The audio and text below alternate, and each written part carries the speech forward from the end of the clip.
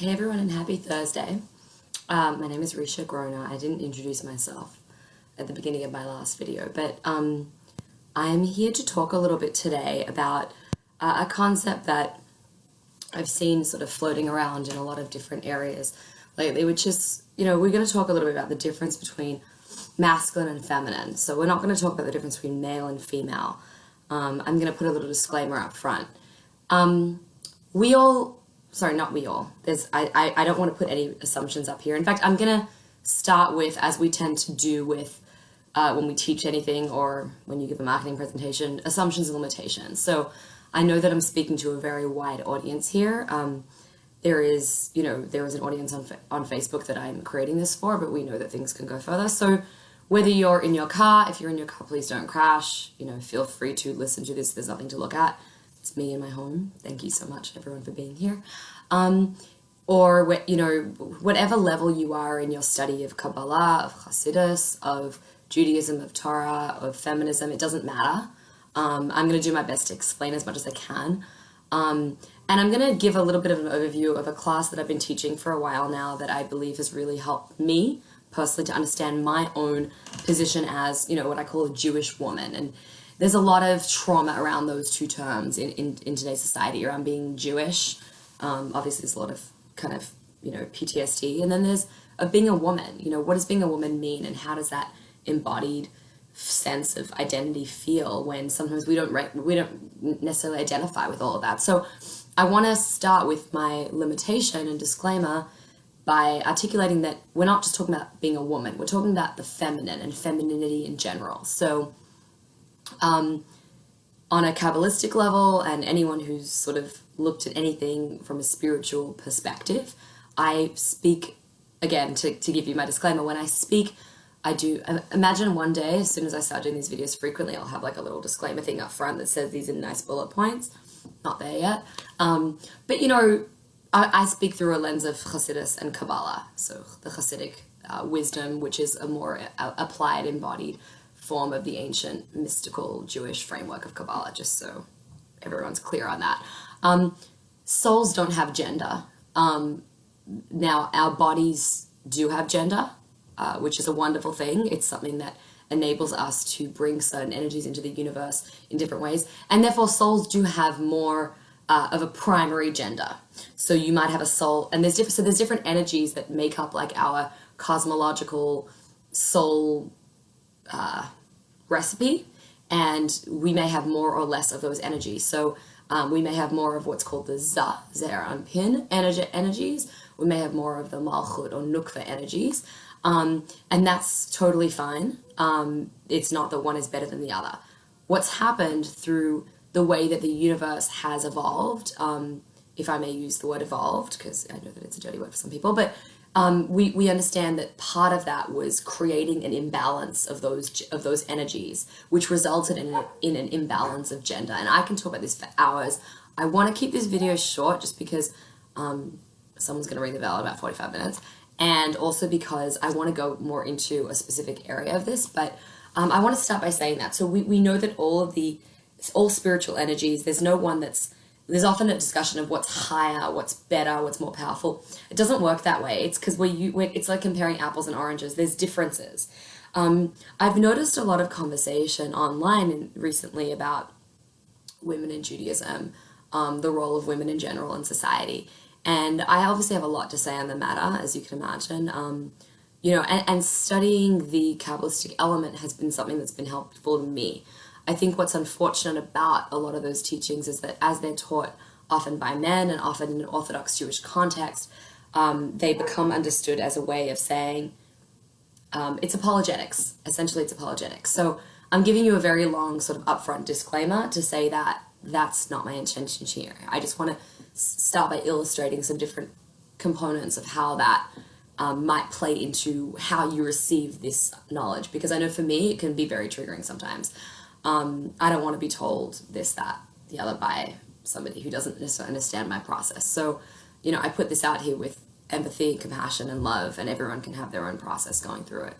All right, so that being said, I can give you guys like the 15-minute Burning Man version of this Torah, or I can go into a little bit longer detail. Something tells me that thank you to all those who received my last video very well, and I really am grateful to the encouragement to continue doing that. So that being said, I'll go into as much as I can in the time I have and then move on. I want to refer specifically to something that is contemporaneous for this week's Torah portion, for this parsha. So in this week's Torah portion, there's a really interesting story, which is one of those sort of like very often told stories in a more Orthodox context, and I believe that in a general Jewish mainstream context, it's probably not even referred to at all. So I'll go back and tell you the story a little bit as it's written very simply in the Torah and the parsha. So in the Torah, we're talking about a time period where the Jewish people have exited the land of Egypt. They're a couple million people strong, and they're journeying through the desert. Anyone journeying through the desert before? I mean, I always say at Burning Man, like, my people have spent way too much time in the desert. Desert has a really intense energy. There's something in there where you're not around nature, you don't have natural access to water, and it's a very interesting place in terms of how human energies play out and divine energies.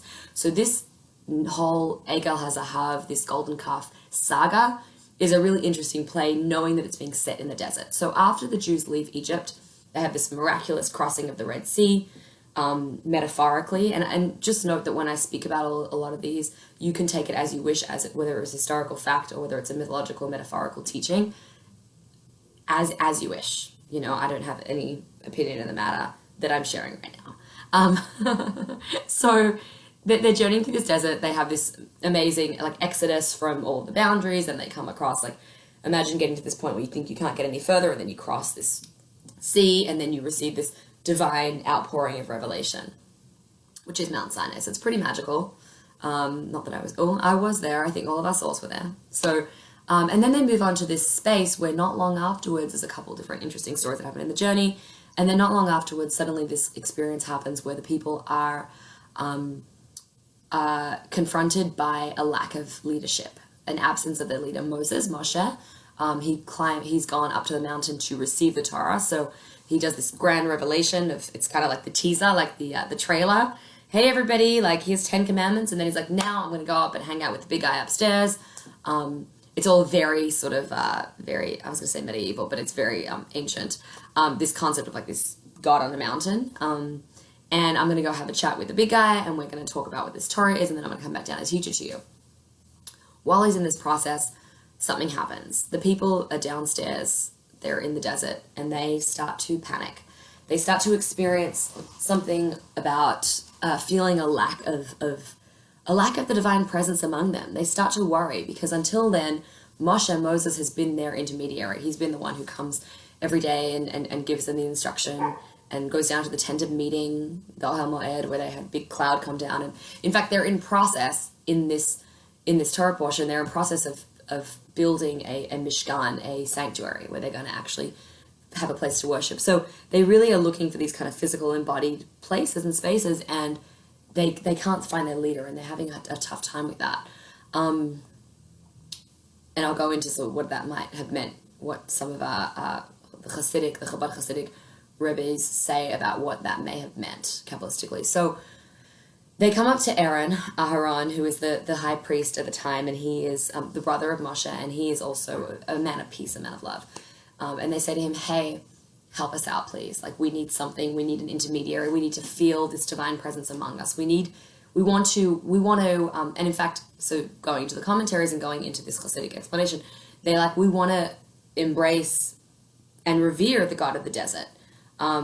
We're worried that the gods of Egypt are mad at us. We feel that we triumphed over the God of Egypt, and that's great, but now we're moving into a place where we're in the desert, and we need to appease these desert gods.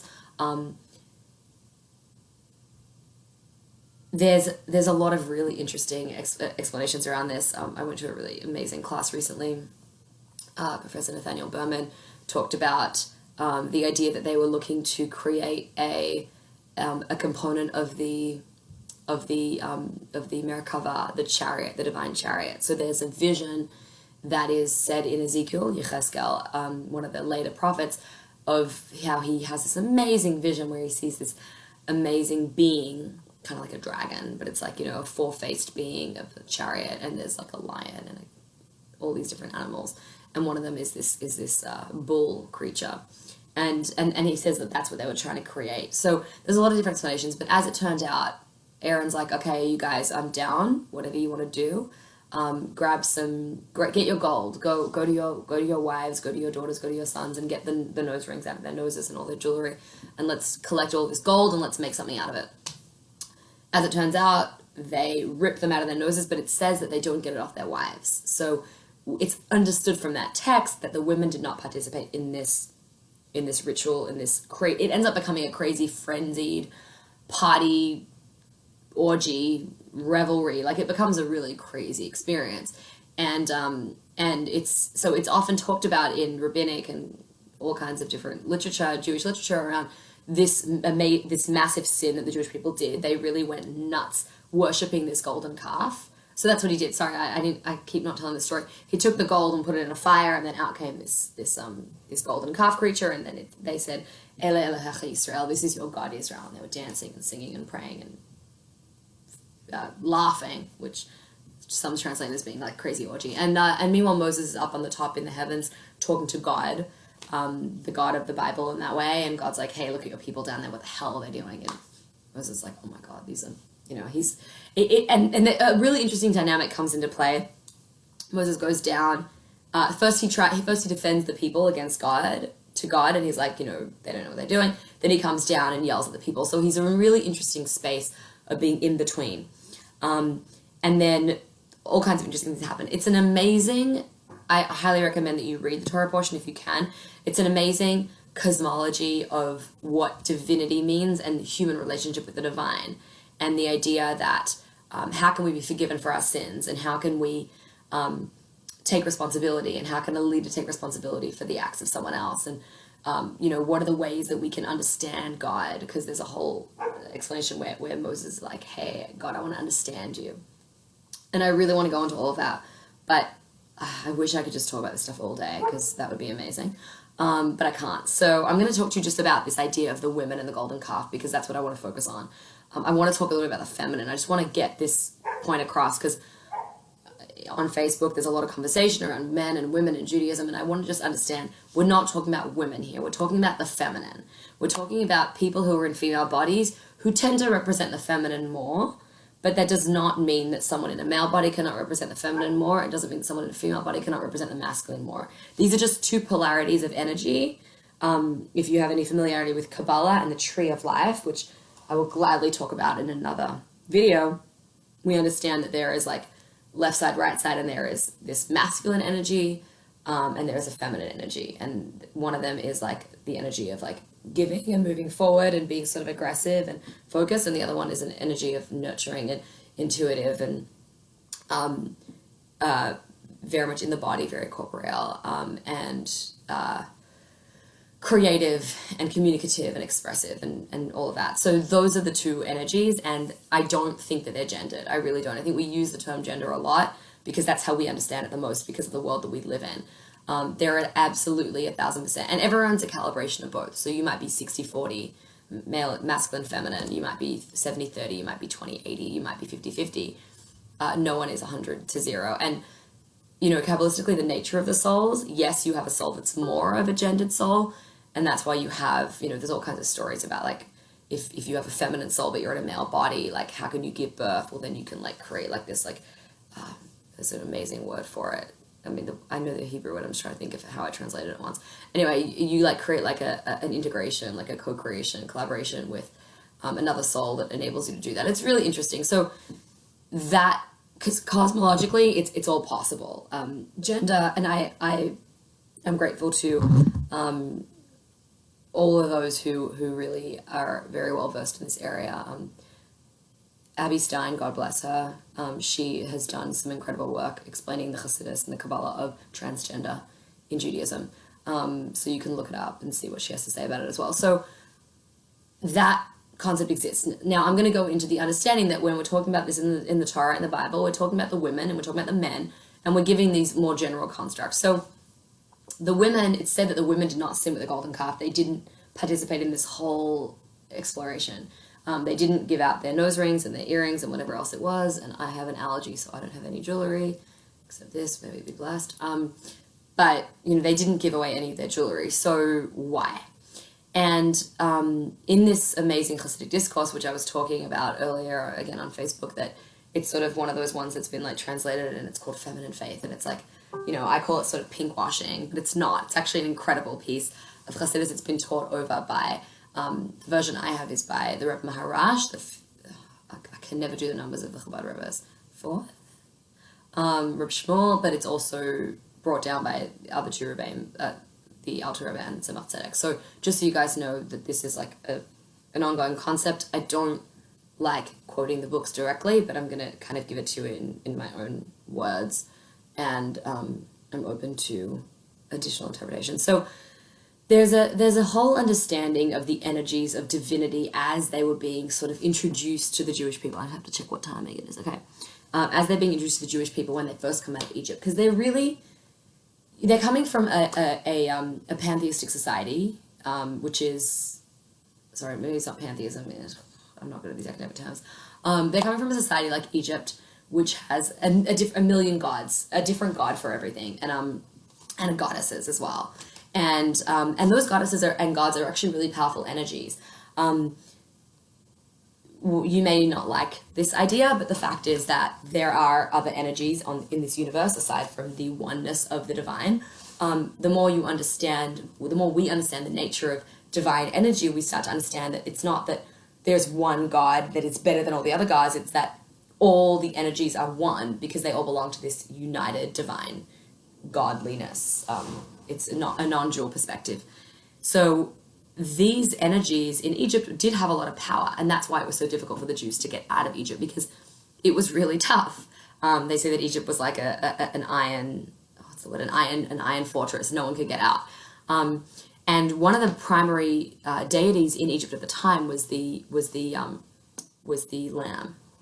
It's the constellation of Aries, and when the Jews came out, there was like a lot of symbolism around that lamb. They tied a lamb to their bedpost. Prior to leaving, they put the blood up on the lintel. Lintel is one of those words that you only know if you ever went to a Jewish school, right?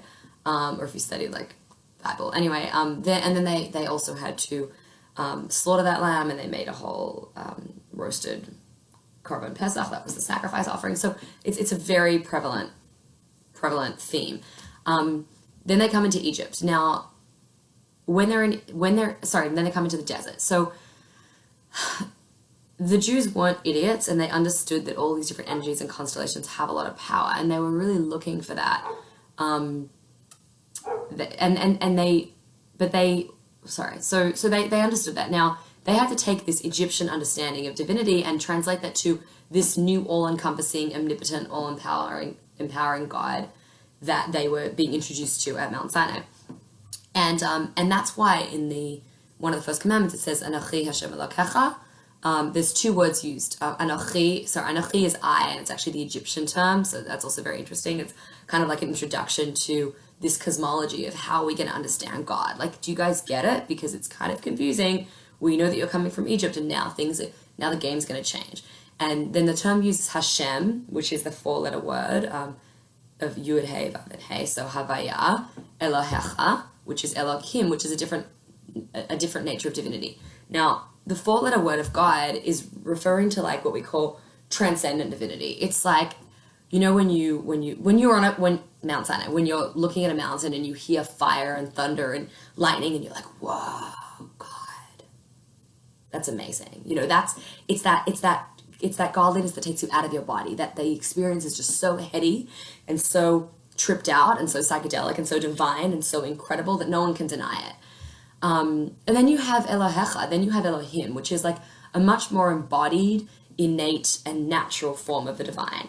That's things like looking at a little baby's toes, and that's things like walking down the street and not looking where you're going, and then realizing that a car was about to hit you, but you stopped, and being like, wow, thank God. That's like meeting a friend and having a really beautiful experience and looking them in the eye and connecting with them and saying, wow, I feel like something more powerful is here right now than just me. This is a deeper, more embodied experience. This is actually a divine experience. Interestingly enough, it says in the Talmud that when 3 people get together, the Shekhinah is present. Shekhinah meaning the divine presence.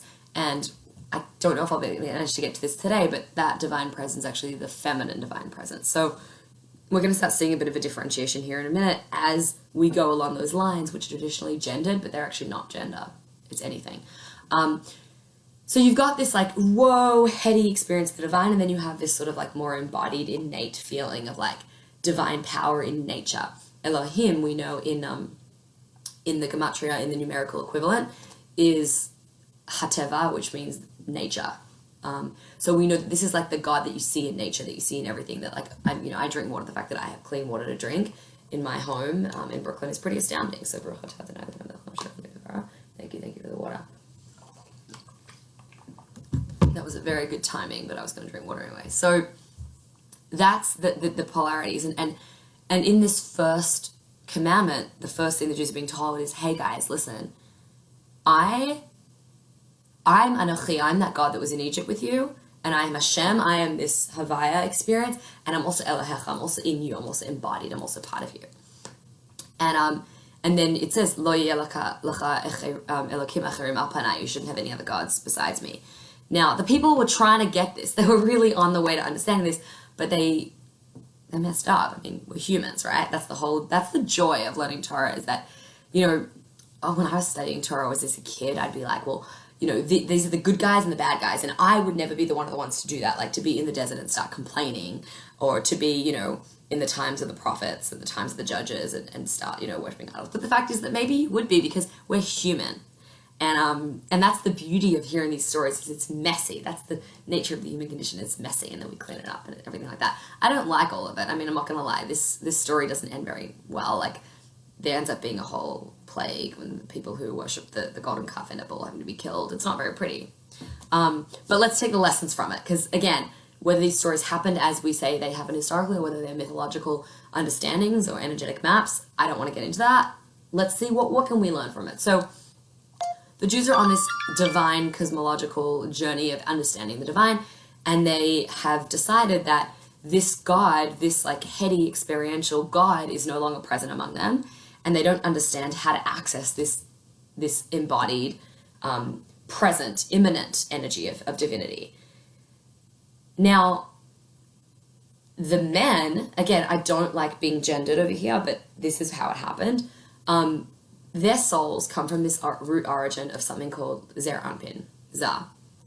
And this energy is all about like emotions, and it's all about there was a great translation so recently, the impatient one, and it's really about trying to like get outside of yourself, get outside of your body, while the feminine energy is called Malchut, which is really about presence. Malchut means like royalty and kingship, but like I like to think about it as presence too. It's presence and manifestation, communication. So there's a certain, and honestly, like I would talk about these things for hours. Some of you watching this probably have a familiarity with those. Some of you don't. And I invite you to ask questions here, because I'm more than happy. I'm kind of liking this video thing, so I'm more than happy to do some more and talk in more detail about it. But essentially, these are the differences in the energies that were present among the men and the women.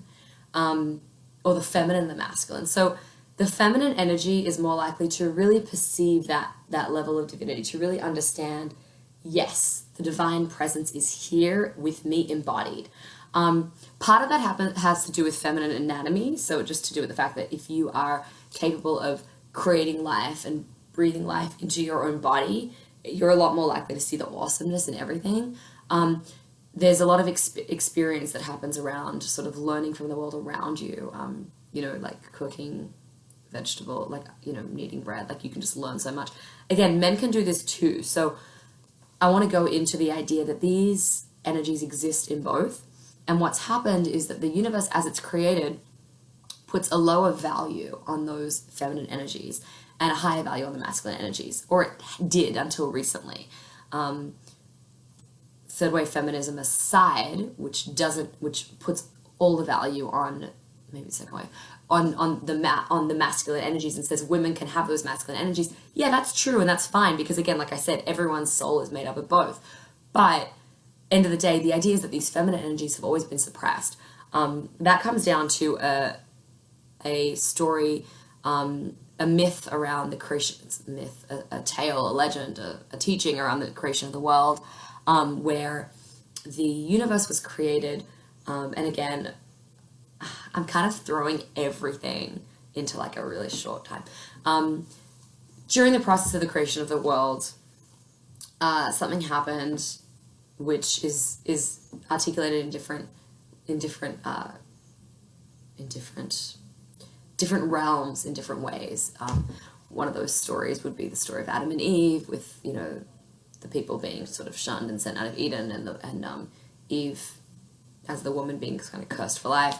The other one is the story of the moon and the sun being created equally, and then the moon being told to be smaller. Again, that legend is present in many cultures, including I had to do a poem about it in French when I was in high school. So anyone from BRLC who remembers Le Soleil et la Terre, it's the same story. And then we have also the story of like the shattering of the vessels, and the idea of like moving from a more circular consciousness to a linear consciousness. You can read about this in 1,000 different cultures and many different legends. But that all led to a lack of consciousness around the feminine. So there's a lot of cultures that talk about this like divine, feminine, womb-oriented Mother Earth goddess that was sort of prevalent, and then that switching into a more linear, masculine sky god kind of nature. That happened in almost every culture, because it happened, like we learn about it in Torah and Kabbalah, because it's a map for what actually happened.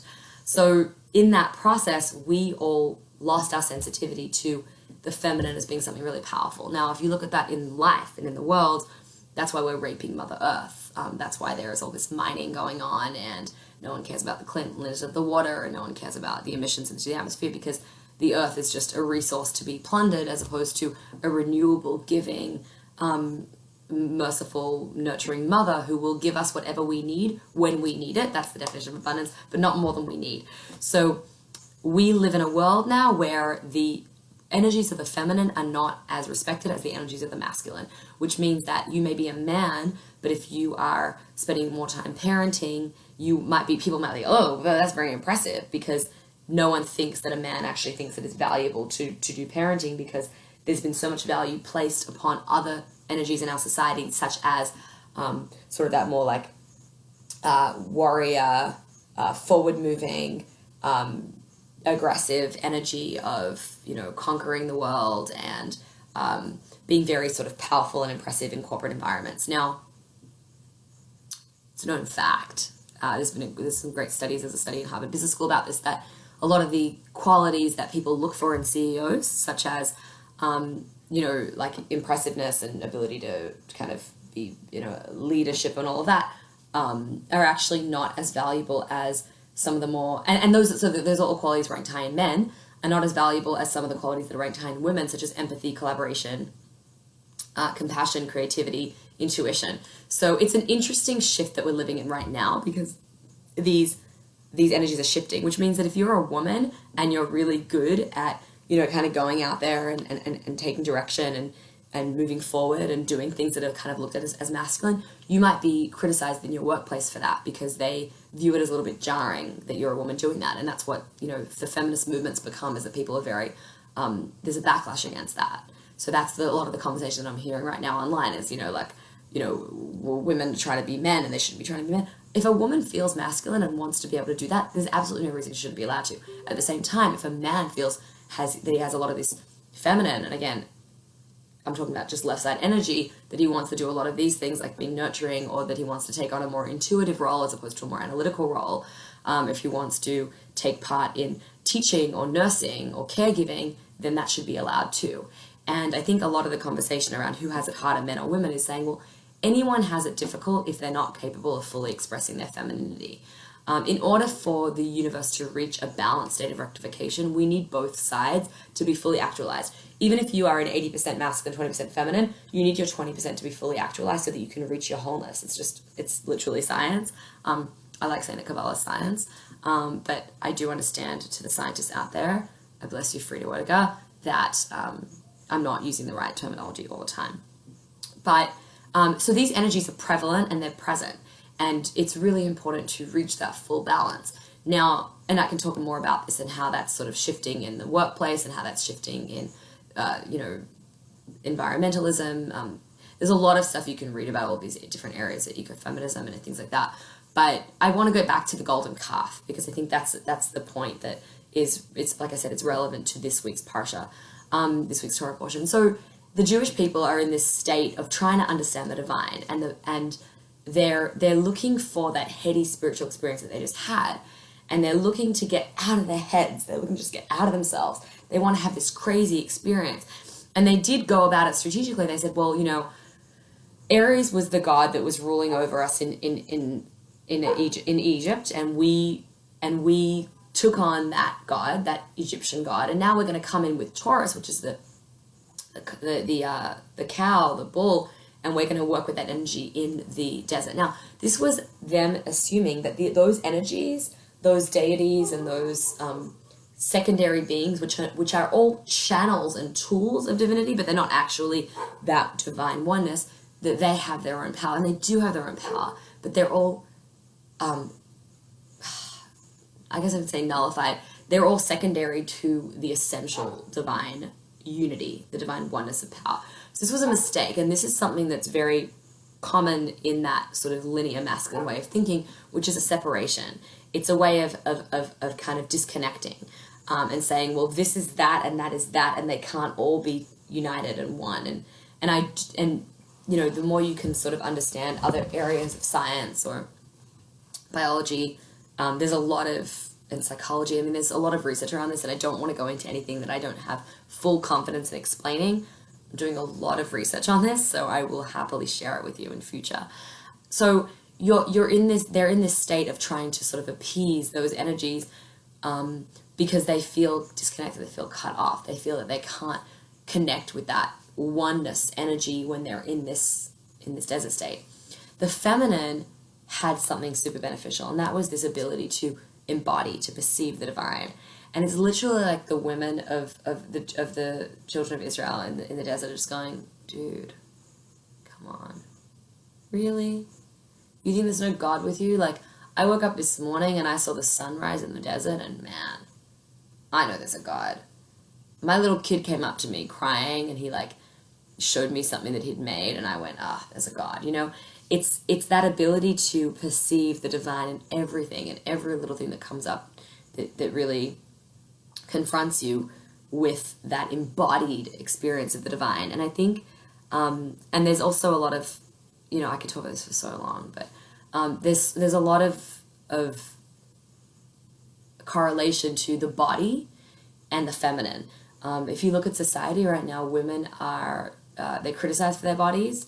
They're told to cover up their bodies. They're also objectified for their bodies. They are, there is violence against the female body frequently, in some cultures more than others. And all of that comes from a lack of respect for the feminine. In the primitive societies when the feminine was still revered before this sort of shift happened, the woman's body was the most sacred thing in the world, because it is the most sacred thing. It's so physical, but it's so divine, because it's the physical with the divine being embodied within it. It's that whole element of creation and the sacredness of creation and being able to actually give birth to another human being and keep that home in your body, which is a super incredibly sacred, incredibly divine thing, which has become cheapened to a point where it becomes about sex and rape and objectification and billboards and models and eating disorders and college rape and all of these horrible things, because it's so sacred. It's such a vessel of divinity. So that was the polarity that was experienced with the golden calf. And what happened at the point when this experience was, I'm sorry, I'm losing my words.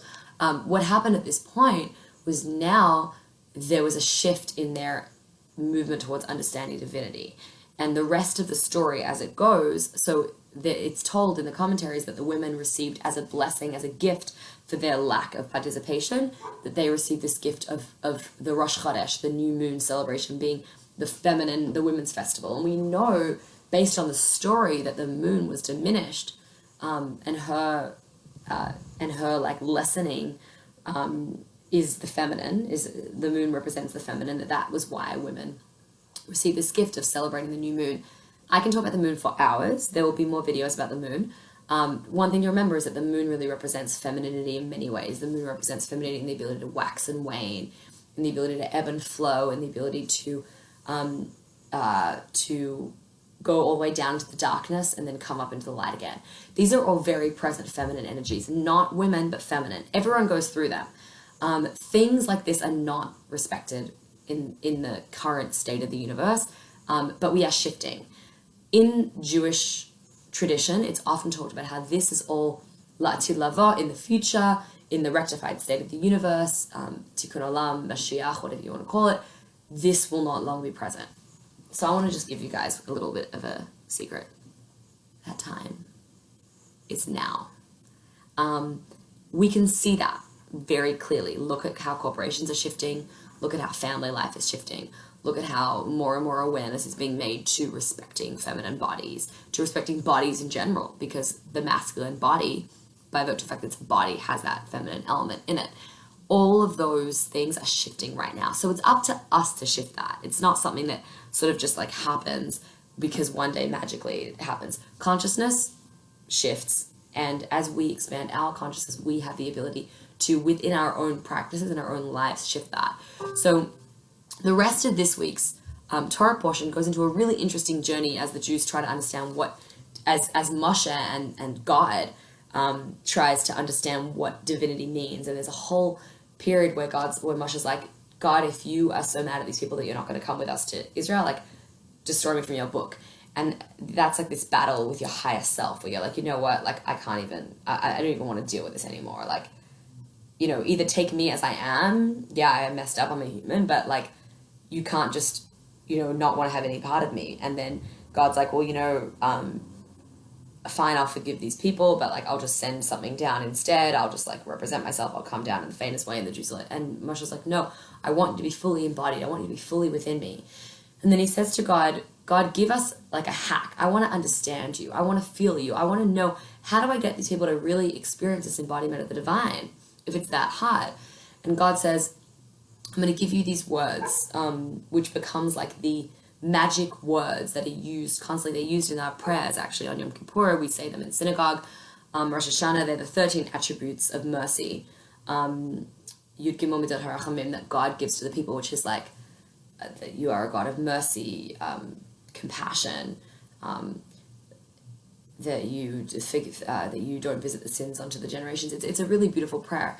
But before that happens, this amazing experience when Moshe goes to God, I want to understand your ways. Show me your face. And God's like, I can't do that. You're not going to live. Like, you're a human and I am divine. And I get that we're going through this interesting relationship development piece where your people want to understand divinity and I want to show you who I am because I am source energy and I want to be embodied in humans, but damn, it's really tough for me to do that.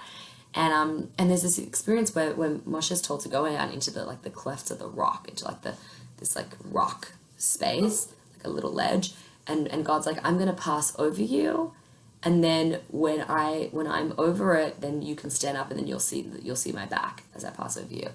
And this is really, I think, you know, if we're thinking about this as a journey of our higher self. And this, like, you know, the high self being like, the soul being like, I don't want to be part of you anymore. And the body being like, no, I really want to be able to, like, connect with you. Being like, okay, fine, here's how we're going to do it. Like, we're going to just meet right here. We're going to find, like, a little point where we can kiss. And you might not always see me. You know, you might just feel me. Like, you might be down in the dumps in the cleft of the rock, but you'll feel me. And you'll feel, like, the basking of my grace, grace, such a Christian word, of the grace of the sun, of the warmth of the Divine Father, and then you'll know that I'm over you, and then you'll look up and you'll see my back. And that also shows that there's a lot of different ways of relating to the divine. There's so many different methods, there's so many different points of connection.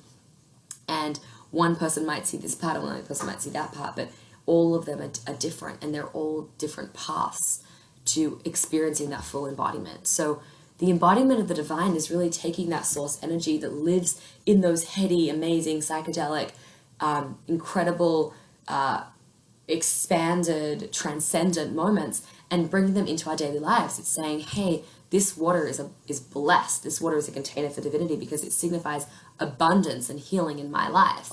It's saying, this human being that's next to me, my partner, my child, my friend, is a manifestation of the divine, and I can connect to them in a deep way by doing them a favor, by giving them a kiss, by loving them, by showing kindness to them, by showing empathy towards them, by being patient. It's taking your body and truly honoring that and respecting that by caring for it, by putting good food in it, by singing. So singing, music is a whole amazing way of connecting those two pieces, and dancing. Dancing is the ultimate embodiment of divine energy because we sing and we dance and we bring that divinity that's within, we draw it in from a central source, we bring it into ourselves, we bring it out again. So all of those different ways, that's how we start to understand this conundrum that was presented to us in this Torah portion of really fusing that present, physical, immanent divine energy with our perceived experience of like immanent, of transcendent, heady divine energy. So it's a journey and it's a process. I don't think there's any answers to it straight away. But I really love that in a story that might appear to us as being something that's very much about like a retribution of God, like coming down on this crazy, amazing desert celebration, it's actually saying, you know what, guys, like you want to have an amazing desert celebration, you want to really experience the divine, don't look to something outside of yourselves. Don't build a golden calf. Don't try to find it outside and create that transcendent energy when it's not there. Find it because it's all embodied. It's all within you.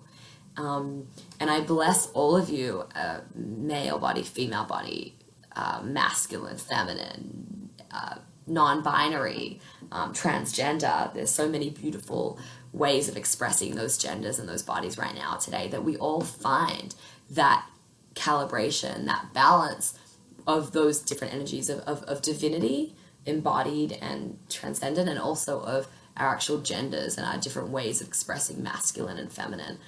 There's a lot for me to talk about here, and I'm really looking forward to sharing more. So I just want to add here that I do have a website. It's called thegene-sis.com, THEGENE-SIS, Gene-Sis, but it's the Genesis, like the beginning. My name is Rishe Groner.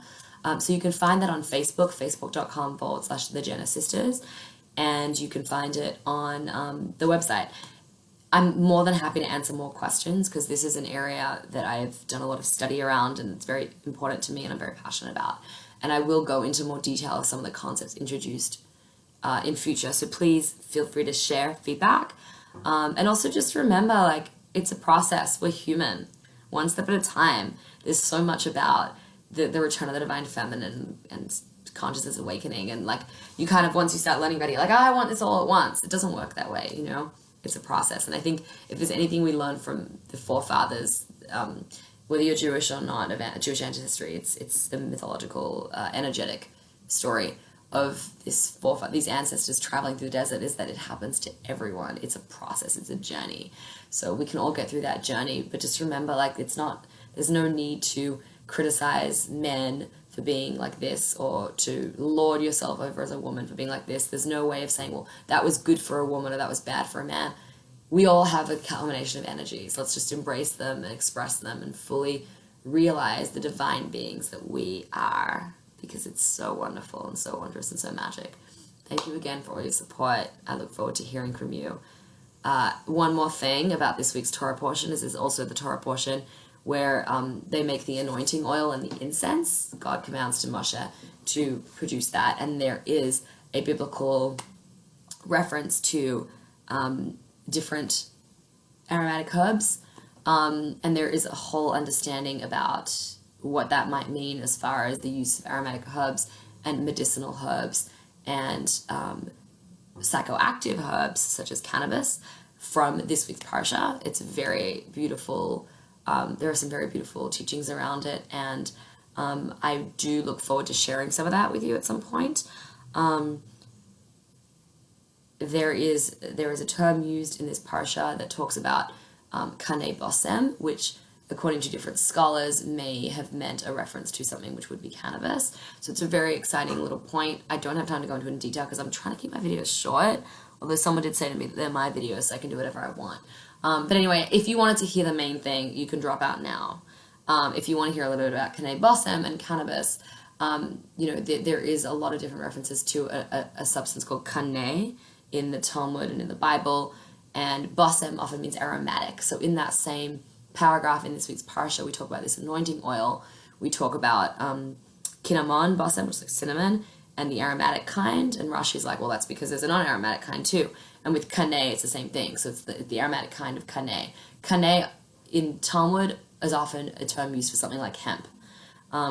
Cannabis, the plant that you guys might be familiar with as marijuana, also has the non-psychoactive, the non-flowery buds part of it, the stems and parts of the tree, that's called hemp, and that makes an incredible product for things like material and oh my god, I could talk about hemp for hours. It creates, you can make materials and fabrics and paper, and it's also like an amazing source of food and oil and biofuel and incredible things like that.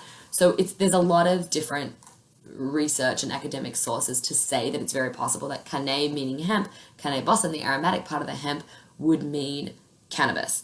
So one thing I just want to leave with you on that being that this is, whether it's cannabis or not, another part of this parsha is an understanding that kataret, or anointing oils, so whether you're talking about essential oils, you're talking about like something that you might burn, like incense or sage or anything like that, or a coal with different, frankincense or copal, anything like that. Those are all a conduit to the divine. So to create that sort of embodied divinity, there's something very special about the sense of smell and the sense of inhalations if you're smoking cannabis as well, where when you breathe something in, it becomes a part of you, and it has the ability to really shift what's going on inside your body. That is very present when you think about the korban, the sacrifices that were made in the temple and in the Mishkan, and the other piece of that, which is kataret. So a korban, an offering, is very visceral. It's like you're taking the sheep, you're taking the cow, and there's a lot of Hasidic maimarim on this, discourses on this. Like, you're taking the cow, you're taking the sheep, and you're like cutting it, and giving it, and like a fire comes. It's very visceral. It's like a swap of energies. But kataret is like a constant stream. It's like a portal, and it really opens you up. So because we were talking earlier in this video about that idea of like embodied divinity, I want you to think about that if incense or herbs or herbal medicines or smoking anything, whether it's cannabis or tobacco, is part of your practice, and it's something that you do, think about how that might be another way of you experiencing an embodiment of divinity. So in the parasha, when God commands Moshe about making the kataret, he talks all about the importance of really creating with intention and choosing the best of the I'm losing my words. It means it's time for me to stop talking. In the verses recited every day about the kataret in the standard prayer book, it says hadek hetef hetef hadek, make it fine, so that it's all good enough for the incense. It's about having intention. It's about when you grind it up, preparing it with intention and with love to go into your body. It's about when you smoke it, there are blessings to say. Barim samim, that's a standard blessing. So there are ways to actually create an intentional sacramental experience around that. So being that this is the parasha of the kataret this week, as you think about how you're going to fully express your feminine and fully express your masculine and understand the embodiment of divinity in your daily practical life, and remember that all of those energies that seem to be really present, like technology and politics and all those things, are actually part of divine source. Also remember that when you do utilize any kind of herb or anything like that, that is also part of your practice, and that you can actually create an intention to really move those worlds and move those pieces all together. So I bless you in that experience. I bless you in your ability to fuse transcendent and immanent divinity, embodiment, and experience, and have a wonderful, peaceful, beautiful, transformative, and magical week. Thank you. Shabbat Shalom.